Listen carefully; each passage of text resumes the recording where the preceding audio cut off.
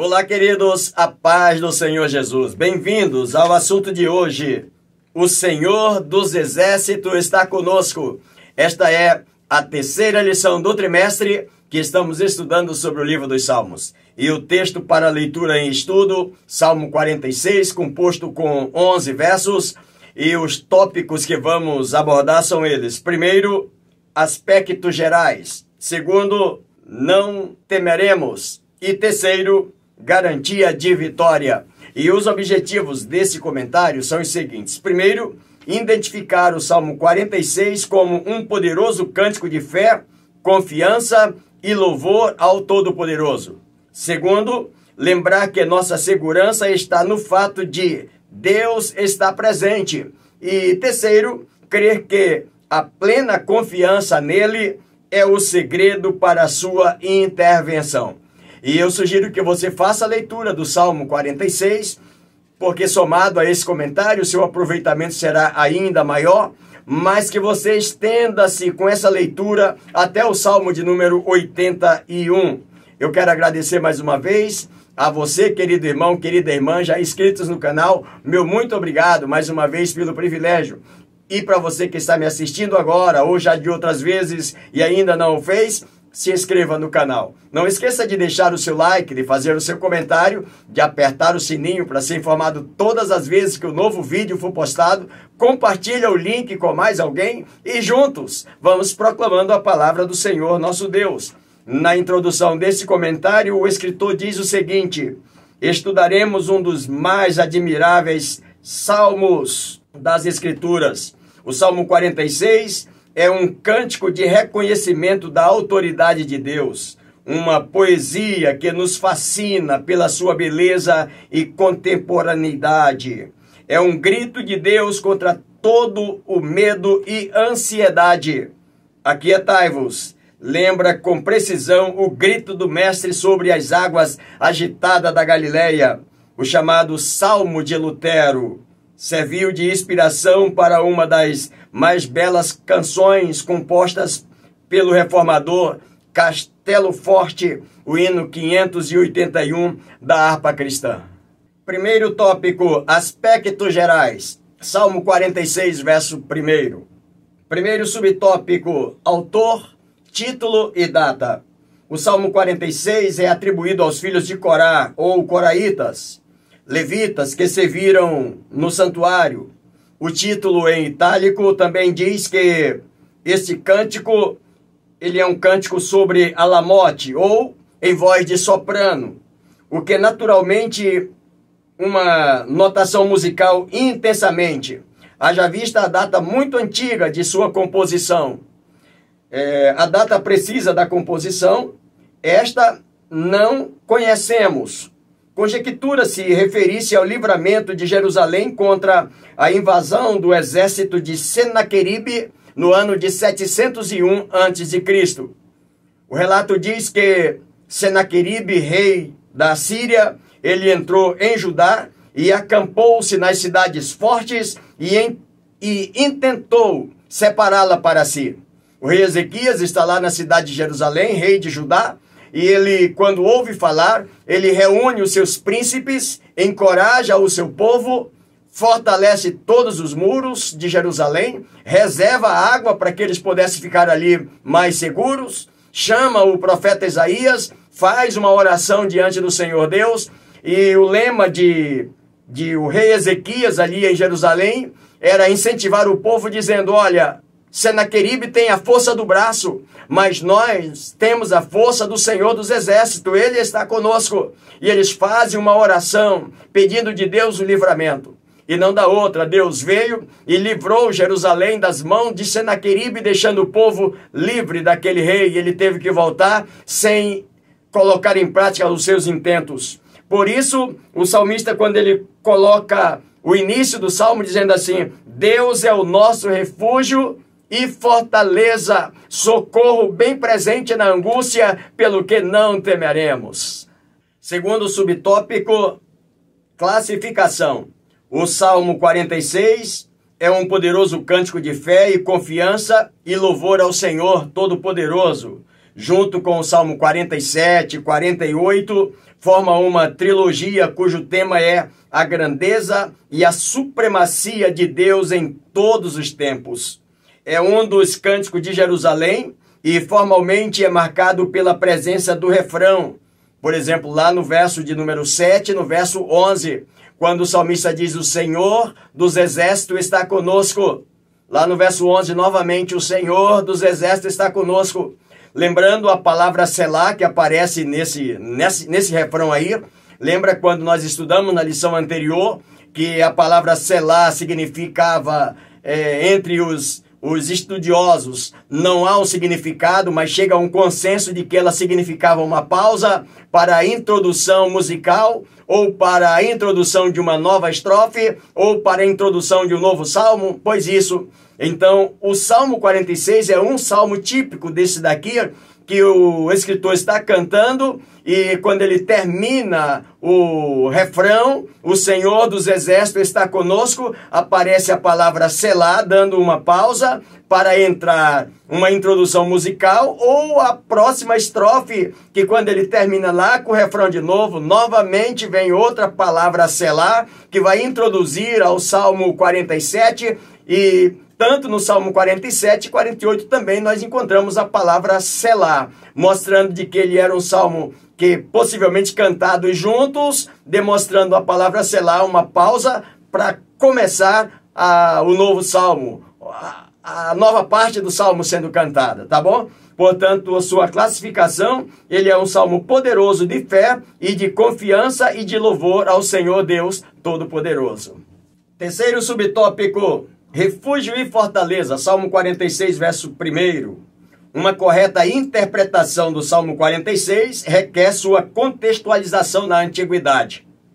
Em tempos em que vigorava a lei de talião, olho por olho, dente por dente, que está registrado no Êxodo capítulo 21, verso 24, essa lei diz que a punição era de acordo com a natureza do crime cometido, de maneira a mais literal possível. Da forma como a pessoa matou, dessa mesma maneira tinha que morrer.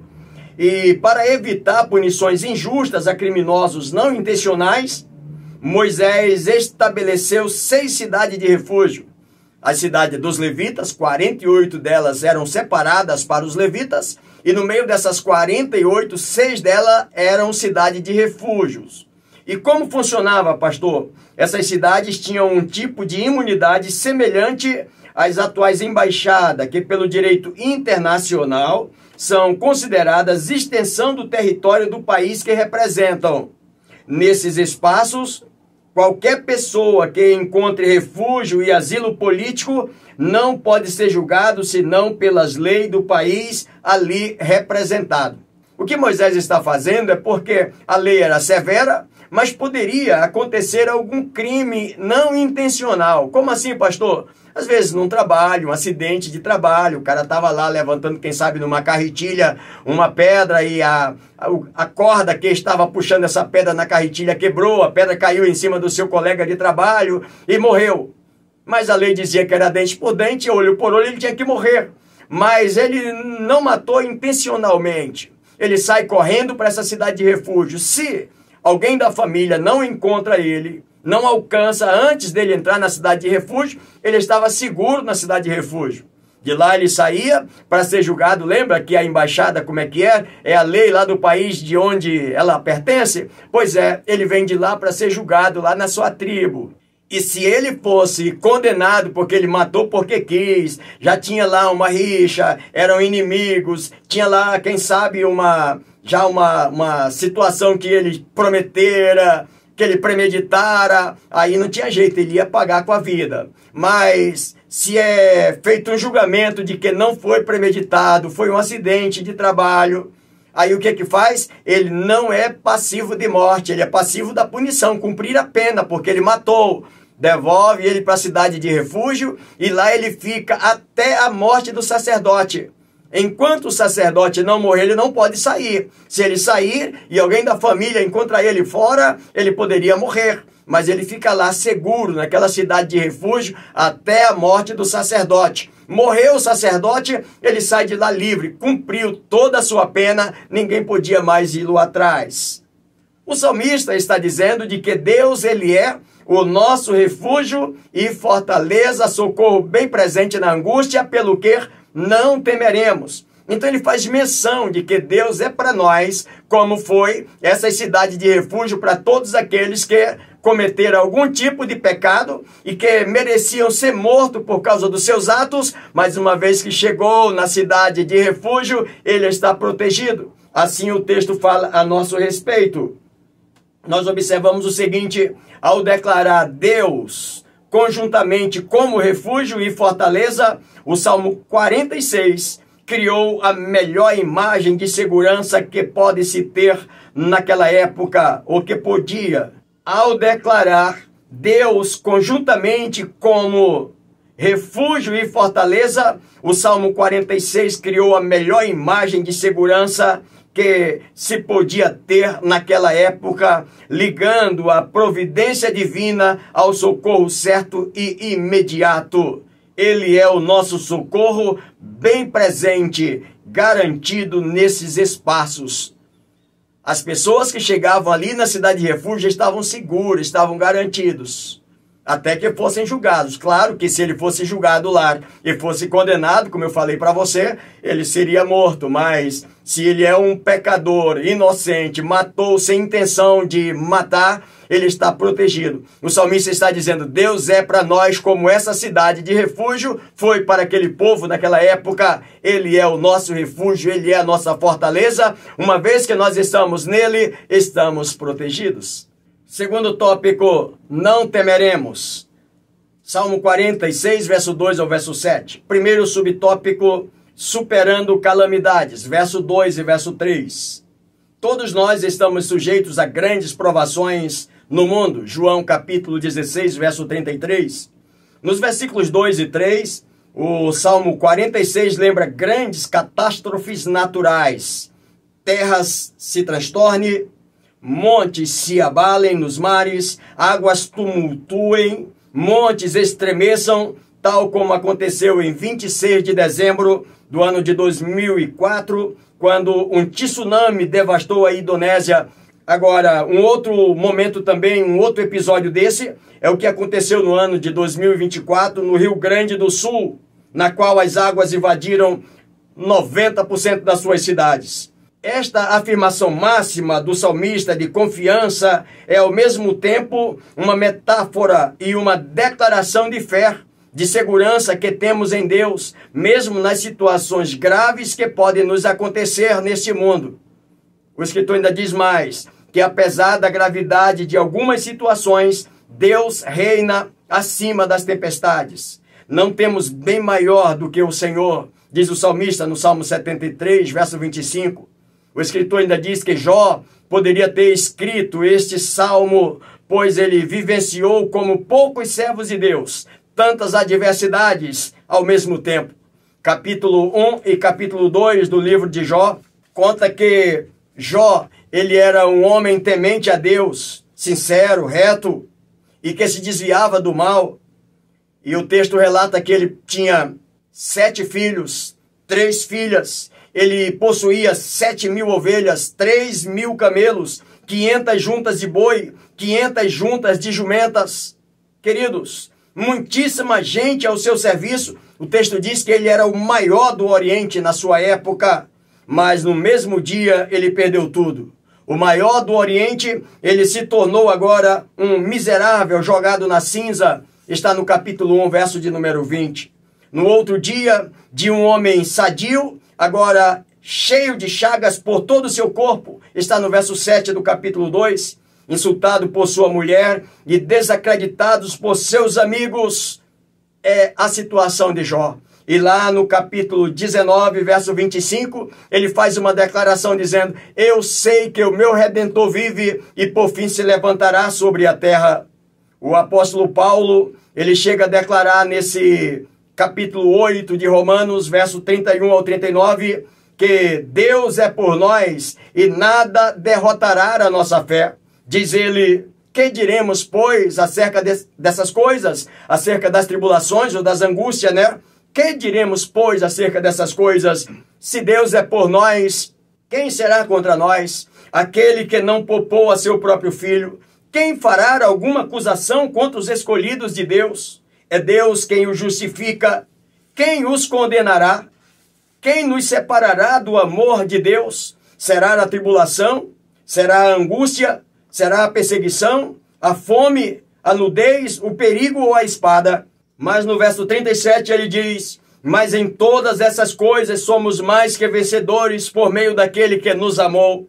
Verso 39, nem a altura, nem a profundidade, nem qualquer outra criatura nos poderá separar do amor de Deus que está em Cristo Jesus, o nosso Senhor.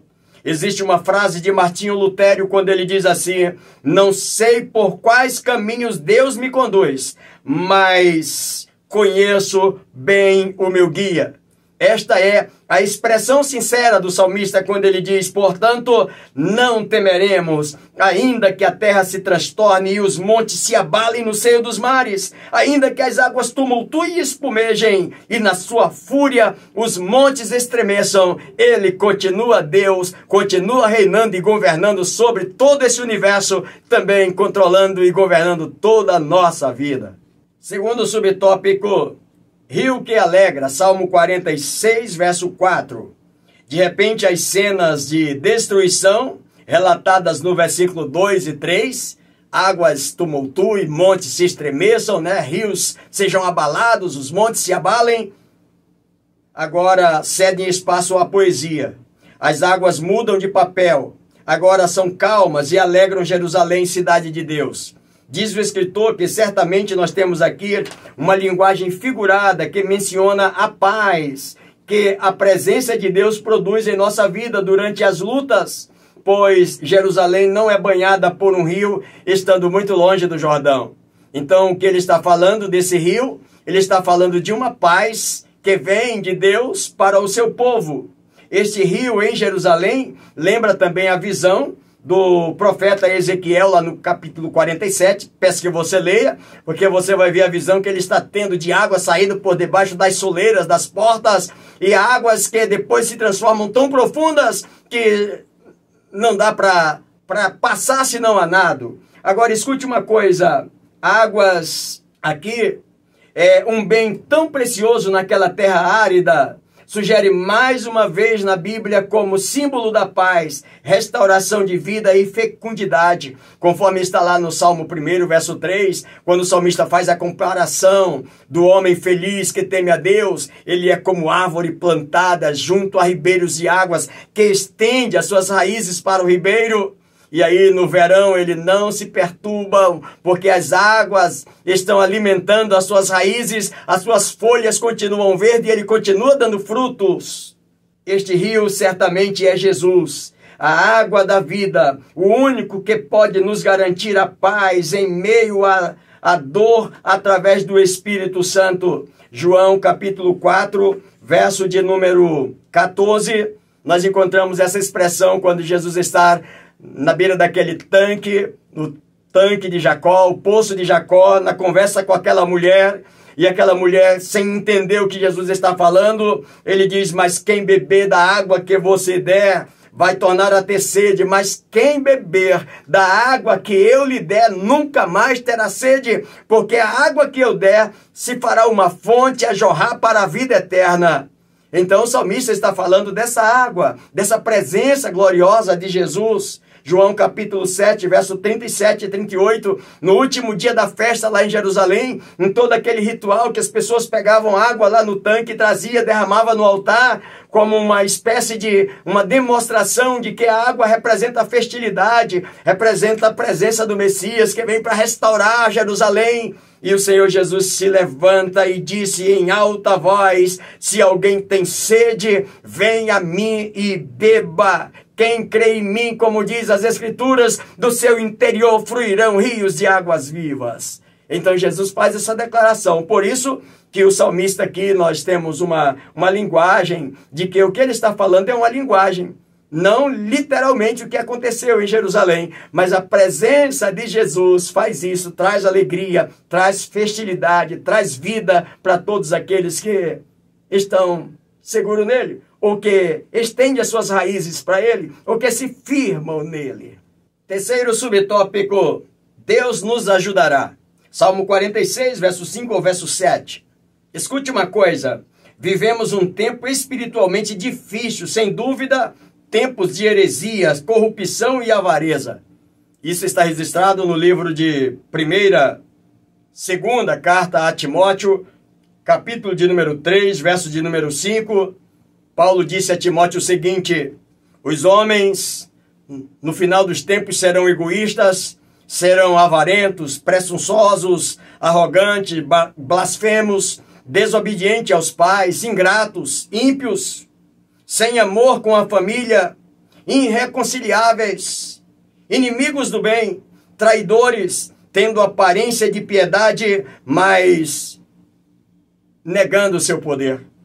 À luz do texto, todavia, meus irmãos, o que isso está acontecendo? O escritor diz o seguinte: a igreja permanece espiritualmente como a noiva do Cordeiro, que está registrado em Apocalipse capítulo 19, verso 7, e como Paulo escreveu aos Efésios capítulo 5, verso 27, ela continua sem ruga e sem mácula, a igreja verdadeira que aguarda Jesus voltar. Independentemente que algumas situações, às vezes, na nossa volta, a gente olha e fica um pouco entristecido com as cenas, muitas vezes, ao nosso redor, de pessoas que não se comportam como tal.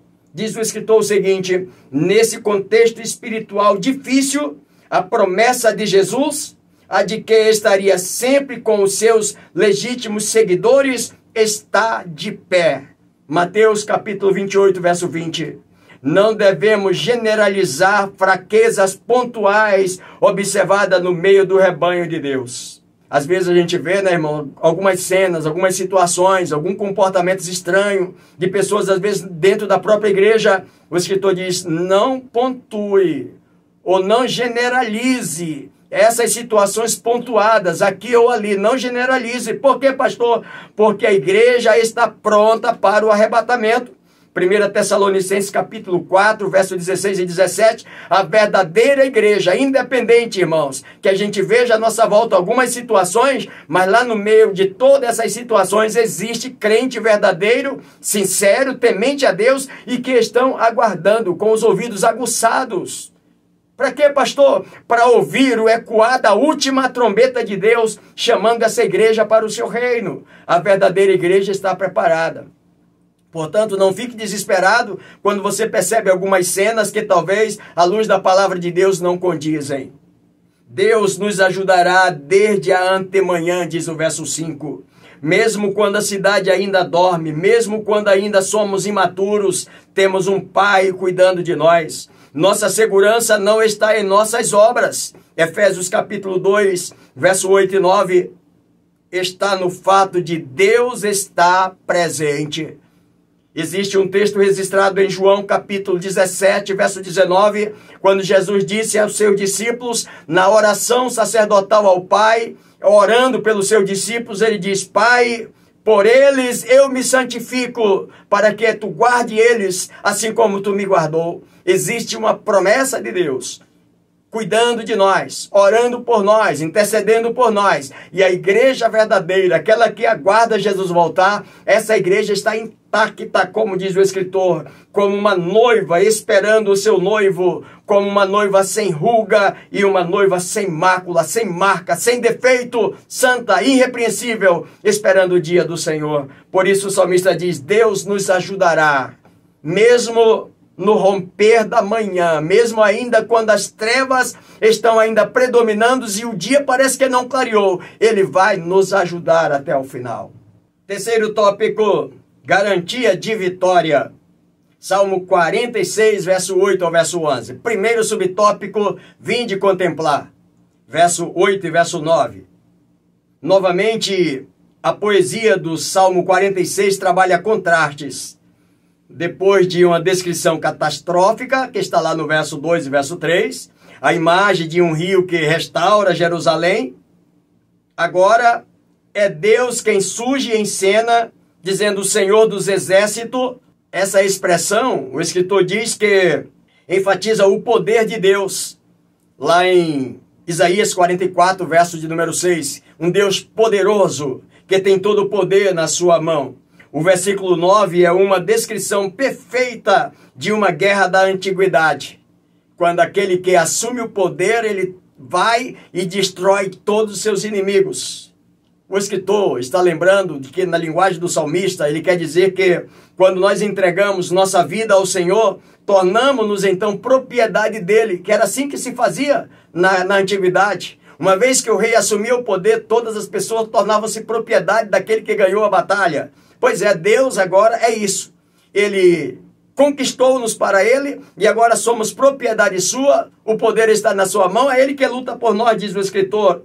Agora são contra eles as ofensas e todo o mal que recebemos neste mundo. É contra ele, não contra nós mais. Atos capítulo 9, verso 4 e verso 5, fala a história de Saulo de Tarso, que vai perseguir a igreja, e de repente o Senhor joga ele do cavalo embaixo e diz: Saulo, Saulo, por que você me persegue? E ele pergunta: quem és tu, Senhor? Ele diz: eu sou Jesus, a quem me persegue. E quem era que Paulo estava perseguindo mesmo? Ou Saulo estava perseguindo a igreja do Senhor Jesus. Pois isso, o escritor está dizendo que quando nós entregamos a nossa vida nas mãos de Deus, agora é Deus que luta por nós as nossas guerras. Mas entendamos uma coisa, diz o escritor: Deus não age por vingança contra o pecador, ele age por amor, sempre querendo salvar também os nossos inimigos. Ele fez assim com Saulo. Inimigo da igreja, eu vou salvar, eu vou fazer de você um instrumento na minha mão. Aí o escritor diz o seguinte: não podemos cair na armadilha do extremismo religioso. Como assim, pastor? De que o meu Deus é poderoso e que ele vai fulminar as pessoas à minha volta, todos aqueles que se levantarem contra mim serão exterminados, serão reduzidos a nada, ao pó. Não. O escritor vai nos lembrar de que Deus é amor. E até mesmo com aqueles que trabalham contra nós e que são nossos inimigos, ele ainda quer salvá-los. Esta é a palavra que resume todo o mandamento que está em Marcos capítulo 12, verso 30 e 31, quando o Senhor conversa com aquele homem que ele pede que amar o Senhor teu Deus de todo o teu coração e ao teu próximo como a ti mesmo. Então, a determinação de Deus é isso. Apesar que ele compra nossas guerras, compra nossas brigas, nós somos propriedade sua, mas o seu amor é grande para com aqueles que ainda inimigos da igreja, ele ainda quer o salvar.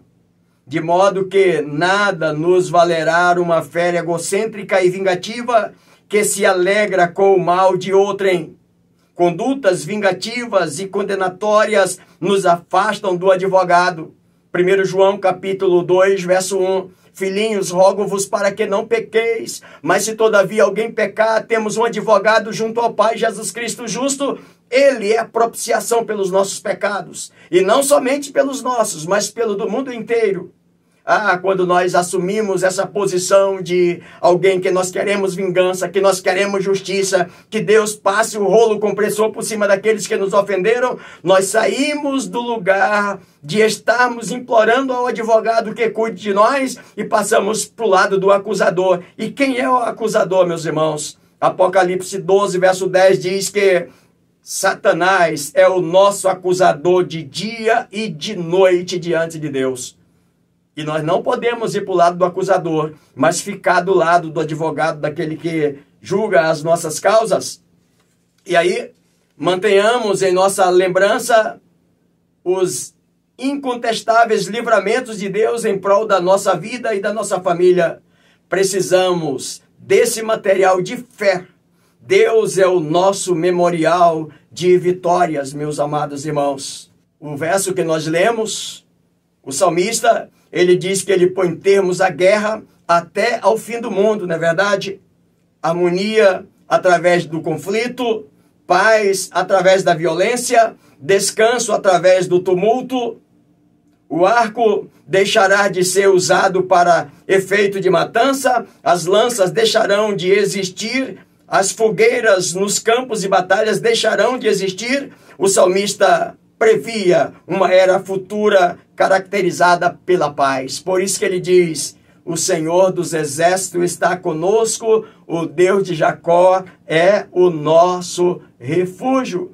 E ele faz essas expressões, ele quebra o arco, ele corta a lança, ele queima os carros no fogo, e aí ainda diz, aquietai-vos e sabei que eu sou Deus. Sou exaltado sobre a terra, serei exaltado sobre as nações. Segundo subtópico, aquietai-vos, Salmo 46, verso 10. Existe um segredo na intervenção divina em favor de seus filhos. Este segredo é plena confiança nele.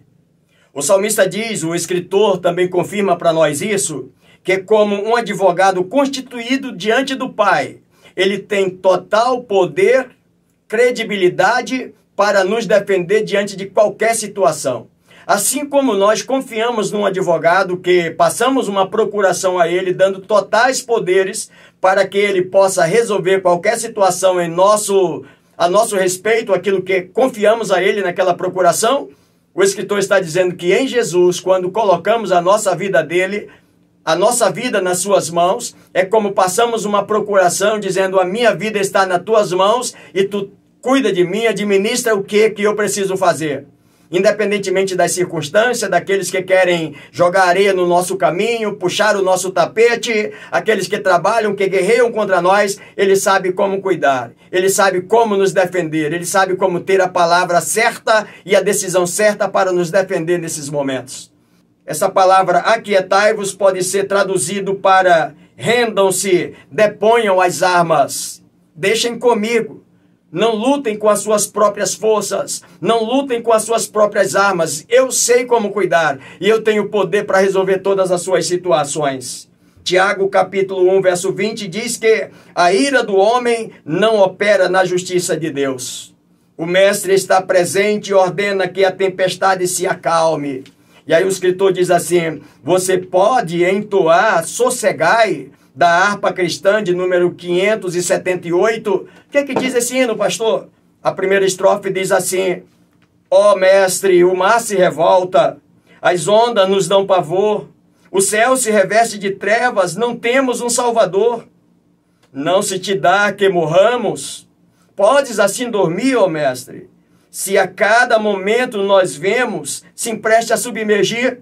O refrão diz o seguinte, as ondas atendem ao meu mandar, sossegai, seja o encapelado mar, a ira dos homens, o gênio do mal, tais águas não podem a nau tragar, que leva o Senhor, Rei do céu e mar, pois todos ouvem o meu mandar, sossegai, sossegai, convosco estou para vos salvar, sossegai. Que linda expressão do escritor para nós, deixarmos na mão do Senhor. Ele é Senhor, que cuida de nós. Aquietai-vos e sabei que eu sou Deus. Terceiro e último subtópico do nosso comentário de hoje, o Senhor dos exércitos está conosco, Salmo 46, verso 11. O Salmo 46 era o preferido de Martinho Lutério, diz o escritor. Conta-se que, convocado à dieta de Worms, em Roma, no ano de 1521, o reformador lia este salmo a caminho, sendo provavelmente sua inspiração ao seu triunfante hino Castelo Forte da harpa cristã, o hino de número 581. O escritor chama-nos a atenção dizendo o seguinte, você não está só neste mundo, o Senhor dos exércitos está com você, eu e você. Ele envia seus ministros celestiais para cumprir ordens em sua vida. Hebreus capítulo 1, verso 14. Ele tem um exército de fiéis. A igreja, um exército formado por todos os povos, línguas e raças. Esse exército do Senhor. Apocalipse capítulo 5, verso 9. Portanto, independentemente das circunstâncias à nossa volta, dos conflitos ou das dificuldades que enfrentamos, ou que tenhamos que enfrentar, ele diz o seguinte, anime-se, somos um exército de irmãos abençoando a nação. Espero poder ter contribuído com você, querido irmão. A aplicação pessoal diz o seguinte, é comum nos sentirmos abandonados nos momentos mais angustiantes, mas o Senhor dos exércitos está conosco. querido colega, querido professor, querida professora, querido companheiro, querido aluno, querida aluna, a todos vocês que nos acompanharam até aqui, espero poder ter contribuído com você mais uma vez. E se Deus assim nos permitir, estaremos de volta no próximo comentário com o mesmo lema da nossa igreja: sal da terra e luz do mundo, e sempre avançando pela fé.